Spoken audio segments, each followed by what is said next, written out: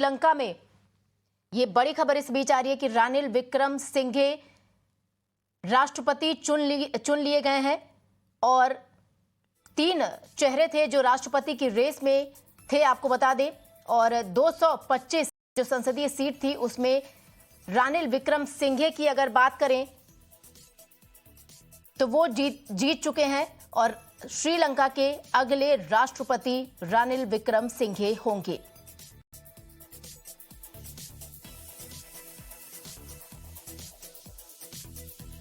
और साथ ही साथ आपको यह भी बता दें कि ये जो रानिल विक्रमसिंघे अमेरिका के नए राष्ट्रपति होंगे, वो जो गोटबाया राजपक्षे के कार्यकाल को पूरा करेंगे और उसके बाद फिर से लंका में राष्ट्रपति चुनाव होगा। और ये पहली बार है, आपको बता दें, श्रीलंका के इतिहास में जब इस तरीके से राष्ट्रपति का चुनाव किया जा रहा है, यानी संसद के भीतर मतदान के जरिए राष्ट्रपति का चुनाव किया जा रहा है। 3 प्रमुख चेहरे आपको बता दें जो इस रेस में हैं और इसमें रानिल विक्रमसिंघे जो लंका के पूर्व प्रधानमंत्री रह चुके हैं और हाल ही में जब गोटबाया राजपक्षे ने अपना इस्तीफा दिया, आपको बताएं, उसमें कार्यवाहक राष्ट्रपति के तौर पर रानिल विक्रमसिंघे को कार्यवाहक पदभार दिया गया। और आज मतदान हो रहा था और उसमें आपको बता दें श्रीलंका में रानिल विक्रमसिंघे अगले राष्ट्रपति होंगे श्रीलंका के।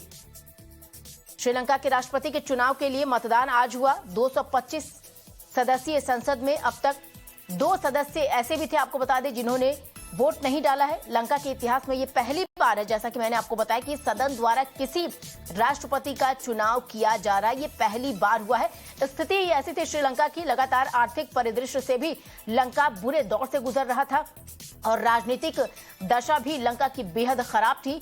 ऐसे में गोटबाया राजपक्षे ने अपना इस्तीफा दिया। लगातार विरोध प्रदर्शन हुआ श्रीलंका में, किस तरीके से राष्ट्रपति भवन पे आम लोग जो थे विरोध प्रदर्शन करते हुए राष्ट्रपति भवन में दाखिल हो गए थे और उनकी ये भी मांग थी कि जब तक गोटबाया राजपक्षे अपने पद से इस्तीफा नहीं देंगे वो राजभवन से बाहर नहीं निकलेंगे।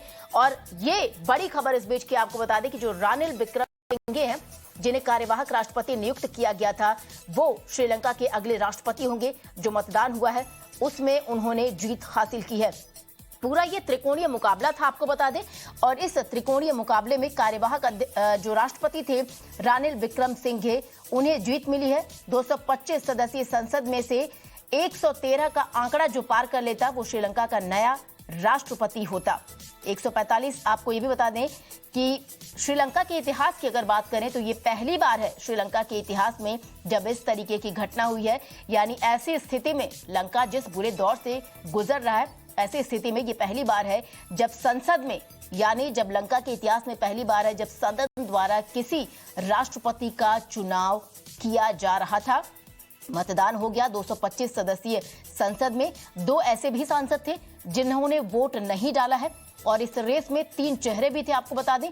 रानिल विक्रमसिंघे ने जीत दर्ज की। कार्यवाहक राष्ट्रपति के तौर पर वो तैनात थे जब गोटबाया राजपक्षे ने अपना इस्तीफा दिया था। श्रीलंका आर्थिक और राजनीतिक स्थिति से लगातार गुजर रहा है। ऐसे में कई चुनौतियां रानिल विक्रमसिंघे के सामने खड़ी होंगी क्योंकि जो श्रीलंका की आर्थिक और राजनीतिक दशा है, आपको बता दें, वो ठीक नहीं है श्रीलंका। और साथ ही साथ आपको ये भी बता दें कि लगातार जो सुरक्षा व्यवस्था है कोलंबो में, वो भी सदन के बाहर मजबूत कर दी गई थी क्योंकि जो विरोध कर रहे हैं, जो विरोध प्रदर्शन कर रहे हैं, वो रानिल विक्रमसिंघे के नाम से भी खुश नहीं है।